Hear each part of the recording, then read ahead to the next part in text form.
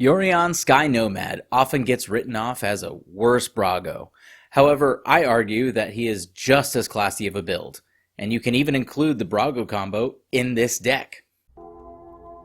Forests, islands, mountains, plains, and swamps. The multiverse is all that is, or ever was, or ever will be. There is a tingling in the spine, a faint sensation, as if a distant memory of walking from plane to plane. Our lives have been forever changed, as if by magic. Embark with me on this journey to eternity. Experience the true power of mind over matter, as we ignite your spark and traverse into the magic multiverse.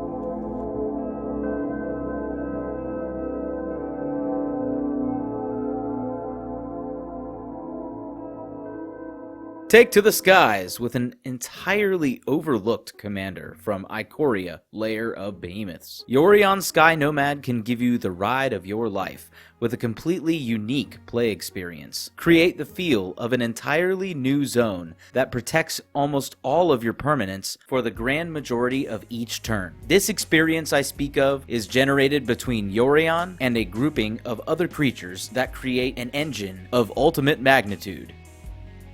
Disclaimer: this is a rather complex deck that utilizes a wide set of rulings and odd uses of the stack. If you are a player who forgets their triggers often, this deck might not be for you. If you are a newer player, this deck's mechanics may be a bit too in-depth to explore at this time. However, if you are a quick study, you will vastly improve your understanding of the game by mastering the art of trigger manipulation.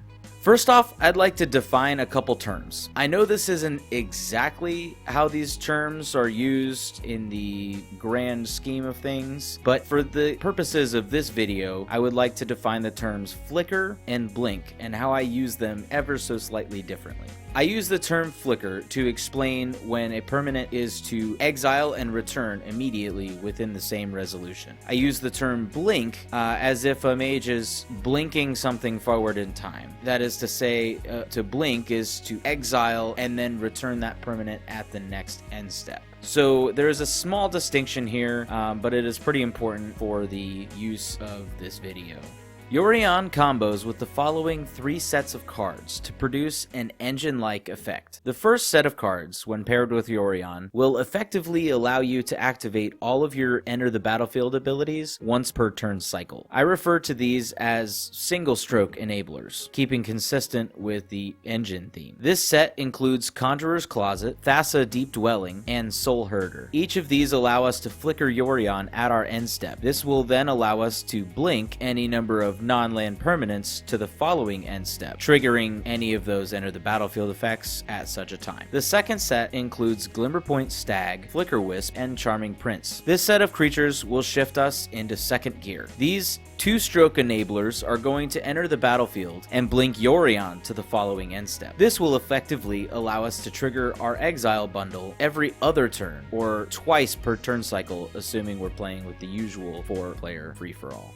The final and most powerful set of cards in this deck includes Felidar Guardian, Restoration Angel, and Wisp Weaver Angel. Each of these creatures will flicker Yorion each time that they enter the battlefield. These are what I like to call our 4-stroke enablers, and they are the top of the line fuel that keeps our Yorion engine in tip-top shape. This combo allows us to trigger our exile bundle once each turn on the end step. Typically, this means 4 triggers per permanent per turn cycle. This combo can also be mimicked by utilizing the Archaeomancer and either Ghostway or Eerie Interlude. Each of these instant spells will blink any number of creatures, allowing us to use Archaeomancer's ability to return them to our hand. This is going to be the least efficient engine because it will cost us 3 mana per turn to keep it running. Since Yorion triggers on entering the battlefield, we will use cards like Flicker Wisp and Felidar Guardian to continue to activate our commander's trigger over and over again. The key part here is to note the wording in reference to when Yorion would return to the field.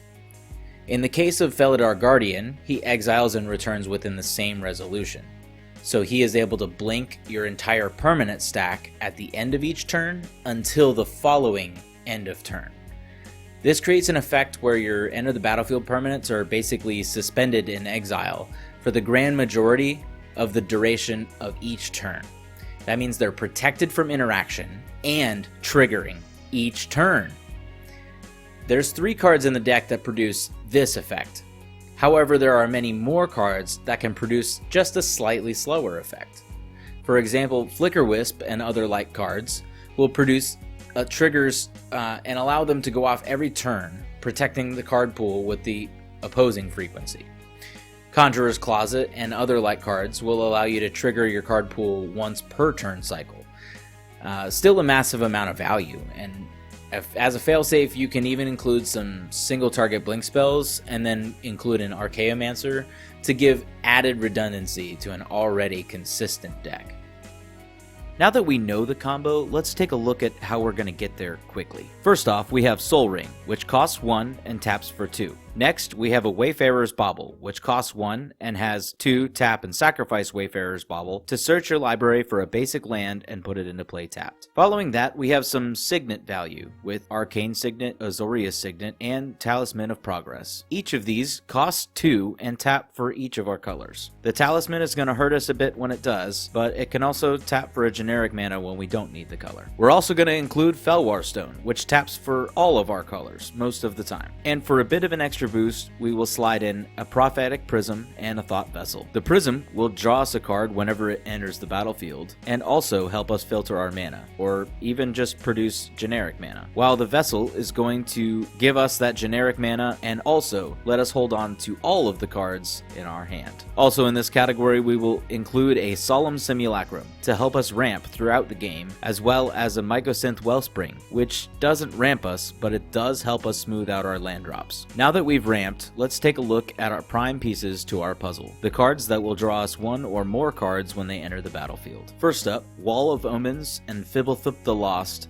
are each going to draw us a card when they enter the battlefield. Cloud Blazer and Muldrifter will each draw us 2 cards when they enter the battlefield, and Cloud Blazer will also gain us some life. Ifara, God of the Polis, is going to draw us a card during each upkeep so long as we had a creature, any creature, enter our battlefield on the previous turn. Following that, we have 4 artifacts that will draw us a card when they enter the battlefield, with Icor Wellspring, Sabo's Web, Alchemist Vial, and our handy dandy Moonsugar Candy, Elsewhere Flask.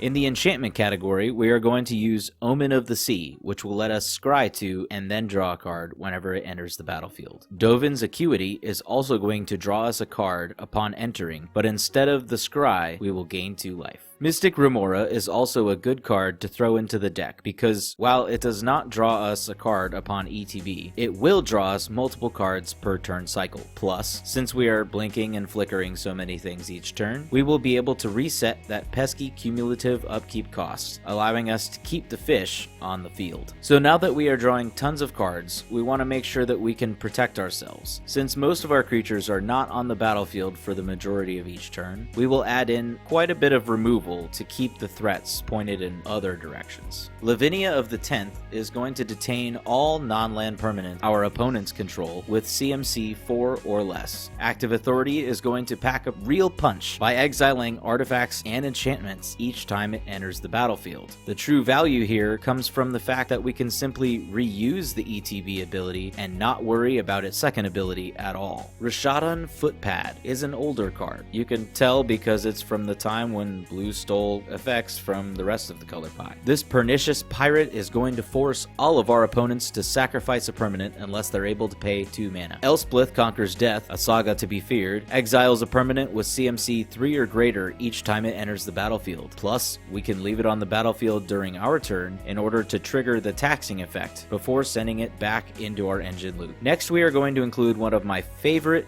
flavorful removal cards with Reality Acid. Reality Acid will enchant any permanent and force its controller to sacrifice it if Reality Acid leaves the battlefield. Normally, it would leave due to a fading ability, but since we are having so much blinking fun, we're going to get repeat usage of the effect. Luminate Primordial is going to devastate the playing field, allowing us to effectively Swords to Plowshares 1 creature per opponent. Contagion Engine is going to be a huge nuisance, putting a -1/-1 counter on each of target opponent's creatures each time it enters the battlefield. In addition, we are able to dump some mana into its second ability to proliferate twice. And since it enters the battlefield untapped, we will be able to use this each turn so long as we have the mana available. Finally, we are going to abuse the stack with these next two enchantments, Oblivion Ring and Detention Sphere. Since each of these has separate enters the battlefield and leaves the battlefield triggers, we are going to try to stack them in reverse to permanently exile things instead of exiling them temporarily. This works as follows. First, we will have them enter the battlefield and target something as they were meant to. But when they get caught up into the engine, we will simply have to be wary in which order we stack the triggers. These cards, along with a couple other cards I will mention in a minute, will have their ETB triggers on the bottom of the stack each time our exile pile hits. This will allow us to use Yorion's ability before those abilities resolve. When we use Yorion, we are going to cause these permanents to leave the battlefield before their enter the battlefield ability resolves. I know this is a complex process, so let me show you real quick. The exile triggers are on the bottom of the stack, just under wherever trigger is going to flicker Yorion. Then when Yorion flickers, his enter the battlefield ability will add to the top of the stack, resolving first. Upon resolving, each of these permanents will have their LTB trigger added to the top of the stack. The stack will then resolve as follows. All of the LTB triggers will resolve, intending to return the not yet exiled cards from exile back to the battlefield. Since these don't have any sort of target or card to refer to, these triggers end up fizzling, not doing anything. Then the ETB effects will trigger. Since our enchantments are not on the battlefield at this time, the exile targets will remain in exile for the rest of the game, since the ability that normally would bring them back has already triggered and fizzled. Like I said,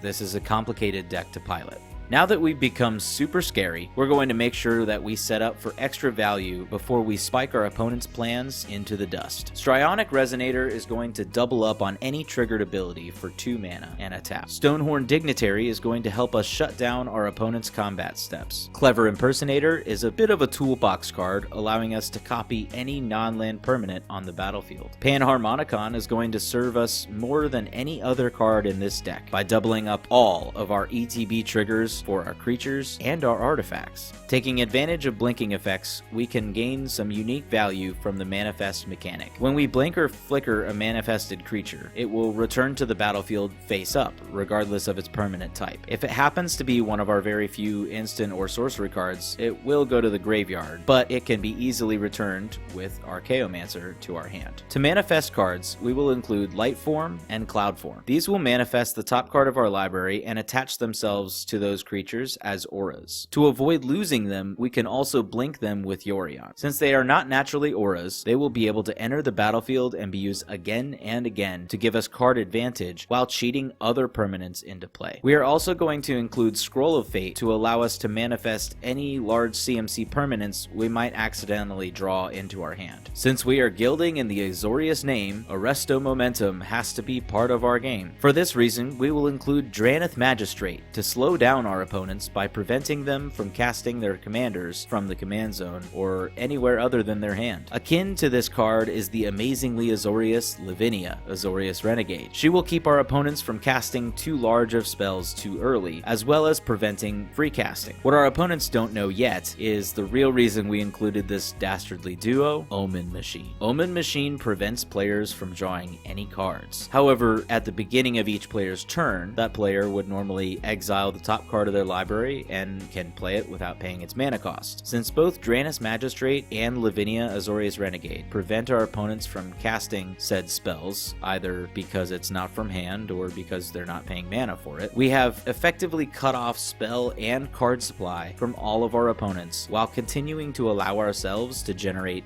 massive value. This means that if our opponents can't deal with our lock with the cards they currently have in hand and on the battlefield, we have effectively won the game. To add a bit of consistency, we will add in 3 utility lands. Sanctum of Eternity is going to allow us to protect our commander in a way that helps us to utilize his trigger. Arcane Lighthouse helps us deal with pesky Shroud and Hexproof cards. And Hall of Heliod's Generosity will assist us in keeping our enchantments handy. For reasons, I have omitted Academy Ruins from this deck list. If you have it, run it. If you don't have it, proxy it. If you're too high and mighty for proxies, then don't complain when people play it against you. The rest of our land base will aim at keeping our lands on curve, multicolored, and entering the battlefield untapped. For dual-colored lands, we will include Command Tower, Hallowed Fountain, Glacial Fortress, Nimbus Maze, Prairie Stream, Sea of Clouds, and a Darkar Wastes. Tundra, if you own one, is lovely to throw in as well. Personally, I prefer the Hoth proxy from MythicBlackCore.com, but I have omitted it from this list because I make videos for humans, not rich, crazy lizard people. We will also include 11 islands and 11 plains. The music in this video and others is provided by Joe Hall and his album, Sleepless Summers. You can find the album on Spotify or look in the description below for a link to purchase online. You can also find Joe live on twitch.tv/walruspie. If you enjoyed this video, feel free to hit that like button and also share it with your friends. If you want to see more videos like these or hear me ramble about how to navigate this magic multiverse, go ahead and click that subscribe button to stay up to date on the latest from me, Doyle Prime, and the happenings throughout Magic the Gathering. Thank y'all for watching, and I'll see you all next video.